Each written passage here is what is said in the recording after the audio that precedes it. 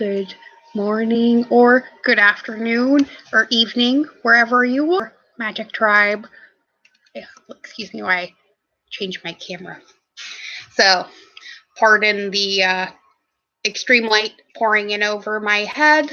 Well, it apparently wanted to be part of today's broadcast. I hope all of you guys are having a fantastic day, and we'll eventually all adjust to the time changes. As you can see, I've been busy rearranging things around here to, make it a little bit easier for my family to negotiate my live streaming. When the camera was faced the other way, nobody could walk behind me to get to any part in the house, so we changed it back. So we'll just have to deal with the excessive light pouring in through the windows. We are going to discuss manifestation today. So I have manifested more light into my life. How have you done it for you? What have you changed around to make room, well, for what you're trying to call in? And what exactly is that? We're going to start today off with a little bit of a channeled message that I'm going to get to while I'm announcing all this stuff. We're going to get into some more sections in the books we started yesterday and do our card pull for today. So I'm not sure how we're going to stream this all together, but we'll wing it like we did yesterday and it'll turn out great, right? So we started 3 books yesterday instead of just one because, well, I felt like being an overachiever. We started What God Wants, God's Message to the World, and The Storm Before the Calm, which are all extensions of the Conversations with God series that we've already done, which was 100 videos and like 4 or 5 months of all of our lives, but it was a pretty epic journey. So I've decided to continue that, but in a little bit different way. So we're going to be combining everything all together, and feel free to timestamp the sections if you feel called to, or just sit back and enjoy the ride. Yesterday, it ended up being an hour and 37 minutes, and I have to say there was a lot of good flow going on. So in response to that, I had to change my flow around a little bit at the homestead. Hello, Lisa. Good. I hope it's not too weird. I can't really tell how it really looks on the video until after I'm already done with the live streaming. My camera's not super awesome. Eventually we'll get to the point where I can replace my laptop, and then we won't hear the weird fan noises anymore too. We're going to start today off, and I'm just going to pull a card out of our Celtic Tree Oracle deck, and that is by Liz and Colin Murray, if any of you are wondering, and it's a pretty deck, okay? And we're just going to get a little bit of a pre-start on what today's going to look like. So far, the energy's been really good. So I don't know if all of you are doing some good clearing and energetically or otherwise, but it's been a good day for it. And we get the oak. So let's see what the book has to say about the oak. And I love this book. It came with an actual hard book. This was a gift from one of my older daughters, Mariah. I hadn't used it. I've actually had this deck for 2 years and hadn't picked it up until I did your reading, actually, Lisa. That was the first time I'd ever touched this one. And now it's kind of grown on me. I'm rather fond of it. So let's see what the oak has to say. Oh, sorry, I have to go back and look at what page it is. These are not in order in this book, so it makes it a little bit more difficult to look them up, but I still love it. Okay. So the oak is on page 36, so that's a 9. Ooh, I like that number. 9 is a good number for us today, I think. So the card says, let's see if you can, the light's actually coming in front of the card. That's crazy. Look, do you guys see that? Epic. Okay, so it says, every house has a front door. If you wish to enter, the door must be approached and your presence made known. The door may then be opened. The very word door comes from the Gaelic and Sanskrit dur, a word for solidity, protection, and the oak tree. In the essential forest, the oak is king. He stands mightily solid with great branches, matched only by still greater roots. He's often struck by lightning. The force of the strike and the heat bursts the sap and stem apart, leaving the trunk gnarled and withered. Yet he still manages to survive over the years, decades, and centuries. His growth is slow but sure. His children grow into magnificent replicas of himself, and he is a marker point, a cornerstone, and a refuge in the forest. The oak's place in the Celtic lunar calendar is 7th among the 13 months. He is central and stands between hua, hawthorn, on his left, and tin, holly, on his right. His month is the one of the fertile dance of spring, when all becomes fecundated for the coming summer months. The oak has always protected England through the use of his timbers for the building of ships. Those that, for example, defeated the Armada. Oaks have also been used to mark the boundaries between one area and the next. Ancient ovates, bards, and druids preached under its mighty form, gaining strength from its strength. Edward the Confessor preached under the gospel oak at Parliament Hill, Hampstead thereby gaining power for his kingdom and tradition from the many years of strength that lay way back in the past. Choosing this card means that you will be secure and strong in your pursuits. The doorway to inner spirituality will be open to you, and you will be protected on your journey with the chastity and determination of the female hawthorn and the fighting strength and vigor of the male holly. This ogum represents primeval strength and the ability to overcome and survive, while in its reversed position it stands for essential protection for the less able and weaker who require security in order to strengthen their characters. So, it sounds to me like we may either be becoming the oak, surrounding the oak, or in need of protection of the oak. Which one are you? Or better yet, which do you choose to be?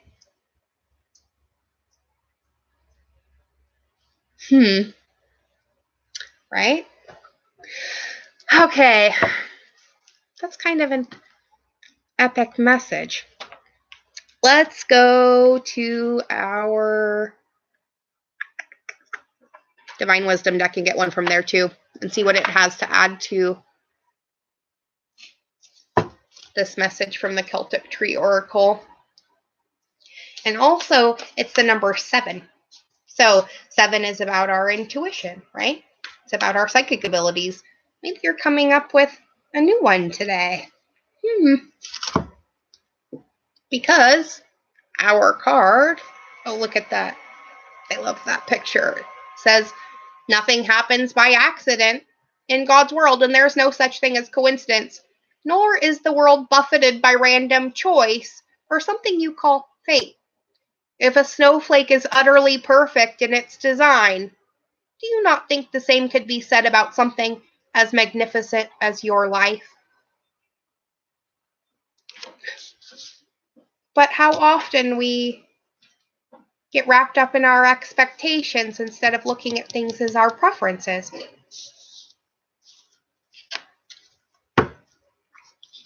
My husband's over there snorting in glee. Oh, I love you, husband. Yes, we were just discussing this. All right, let's get one from our Woman Runes deck just to get one for the feminine too. So we have our message from source. We have our message from our masculine. Let's see what our message is from our feminine. Ooh, there he is. The circle. Freaking beautiful. The 0. The beginning. All right, let's see what Molly Reamer has to say about 0. I should say, let's see what Shakina Mountain Water originally intended when she made the runes. Okay, so the Fool, also 0. The circle says the rune of self, beginnings, potential, and innocence is the message from our feminine. So she says the truth of being may be grander and deeper and broader than you can ever imagine. Look before you and bear witness to the magic, the pure potentiality that surrounds you all the time.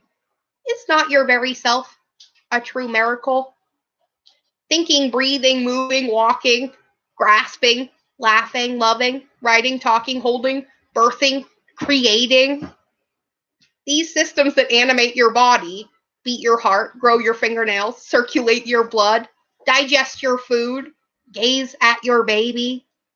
This is incredible, incredibly majestic, incredibly miraculous, and incredibly mysterious. What is this process of cell division? What is this process of thought? What is this process of life and living? Where does it come from? Work, really work. The meiosis and mitosis and synapses and electrical majesty of unimaginable wonder. Just as the acorn holds limitless oaks, the self has limitless potential, expanding, contracting, opening, closing, leaping, pausing, watching, knowing, asking questions. Pause and witness the miracle, the one that's you. Our feminine is asking us, what are we creating today with that miracle that we have already been given? I think this is why I have judged myself so harshly for most of my life. Because I have never once forgotten that my life is a miracle. The fact I'm sitting here talking to you, moving, breathing, being at all, is a bit of a scientific miracle. For those of you who don't know, I was born 3 months early, and I have spina bifida. Okay? They gave me a 10% chance of survival when I was born. My mother was only 3 days past her 16th birthday and terrified.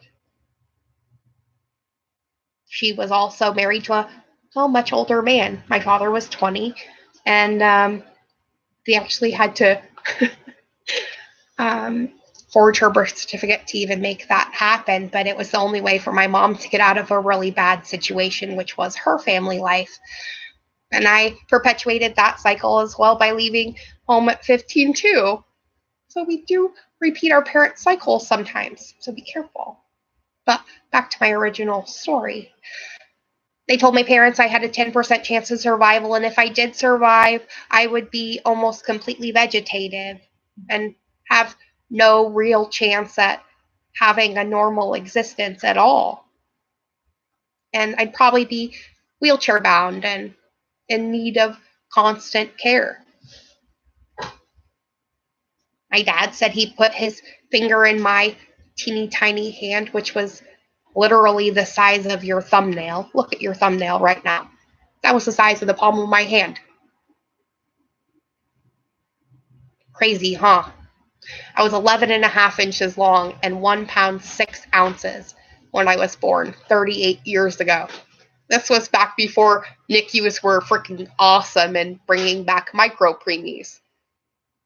a 10% chance of survival is not much. But despite those odds, my dad said when he put his finger in my hand, I squeezed it so hard he did not doubt one bit that I had a purpose here and that I would be just fine. And I was. And I am. And I went on to, well, replicate myself 3 times. Something they also told me I probably would never do. I have 3 amazing children. They're 10, 14, and 21. And I have never spent a single day in a wheelchair short of giving birth to them. So don't let anybody tell you how you're supposed to live your life. Your soul knows your purpose. And as long as you keep following that path, well, it'll be fine. So, back from my ramble. Let's see what the rest of the cards have to say about today. Now that we have our message from Source and our message from both of our higher aspects, let's get a fun message from the Affirmators deck. We're going to pull 3 cards today for that. We get engagement again. We pulled that yesterday. Oop. Impermanence, so everything changes. Remember that too as well. And for this last one, we actually got to story of my life and no need to do. I think I know exactly where this is going today. So, engagement. This is about telling people your story, right? Because you never know who has a similar story and how you can, well, engage together to help create a new beginning somewhere. Today, you're going to make the conscious choice to engage with the world in an active way, everyone. You're going to take a new route and talk to strangers. You're going to smell flowers and pet dogs or cats and maybe walk around barefoot for a while, as long as you're not inside a 7-Eleven. At the very least, you're going to have a day that's slightly more interesting than average, and at the most, you're going to have a startling epiphany or make a friend who will change your life forever. No pressure, right? Because life is always changing and you drift easily through those changes, good and bad. As you drift through hard times, you can take comfort in knowing that you'll leave them behind. And as you drift away from good times, you can take comfort in knowing that more will come your way. Impermanence is an equal opportunity non-entity. And as you tell yourself the story of what's happening in your life, choose to make it the kind of story where even the tough parts have a sort of inner beauty. It's ultimately a happy story where every character, no matter how wicked, is doing their best. And let me tell you, it'll be worth it when you earn that Pulitzer Prize for Best Inner Monologue. Because you are exactly where you need to be, exactly when you need to be. There's nothing more you need to do. I mean, yeah, there's always going to be laundry and your taxes, but in terms of your life's path, you don't need to do anything because you're already here right now. So take a deep breath, relax, and trust. And then go fold that pile of laundry that's been sitting on your couch for a week. I know it's there. So, I think we have a pretty good message for today, you guys. Nothing happens by accident in life, right? Be the oak. Lean on your masculine in that way. Lean on your feminine to know that everything is a new beginning. Engage with the world. Realize that everything changes and nothing stays the same. And it is the story of your life. And nobody else can tell you what that story is. But you can tell everyone else. And there isn't really anything any of us need to do but be the love that we already are and remind each other when we forget, right? That's how you all found me. So let's dive back into what God wants, because holy crap, yesterday was a bit controversial, and well, I have got to see where this goes. Let's get a drink really quick. As for the manifestation, I'm not sure whether you guys picked the hippopotamus or the black cat, but obviously I picked the black cat because I posted it in the group chat. But how many have you seen so far? Comment in the chat box, or just wait until after the video and comment below. I want to know how many of you have actually started manifesting one of those two choices in your lives. It's a little taste of how the law of attraction really works. When you concentrate on something, you start to see a lot of them. It's like when you get a new car. You guys ever had this happen to you? And you normally don't see that car, but then once you buy it and you're in it all the time and you're focused on it and it's totally your thing, then you see everyone has one and you don't know how you didn't notice them all before. It's the same thing. Just get your brain out of the driver's seat. Okay. So we left off with chapter 7. Funny, there's that number again. So our question today is, consider this. If humanity does understand what God wants or what life wants, and if the present world situation is the best that humanity can do after all these years with that information, how much hope can there be for a brighter tomorrow? If we really know everything that is truly important to know about God, and if all that has been revealed, all that has been taught, all that has been said and sung about God has brought humanity to this, then what good has all of it been? Yeah, if there's something new for us to learn, something more for us to understand about God and life, then it's still possible for the human condition to change. Hope returns.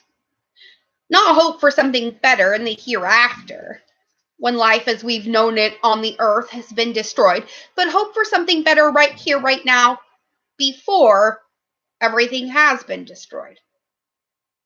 That hope cannot be realized, however, until some very important questions are asked and answered. Is it true that humanity is utterly stubborn, completely unwilling, and absolutely unable to overcome its most primitive instincts? Or is it possible that there's still some teaching left to be done?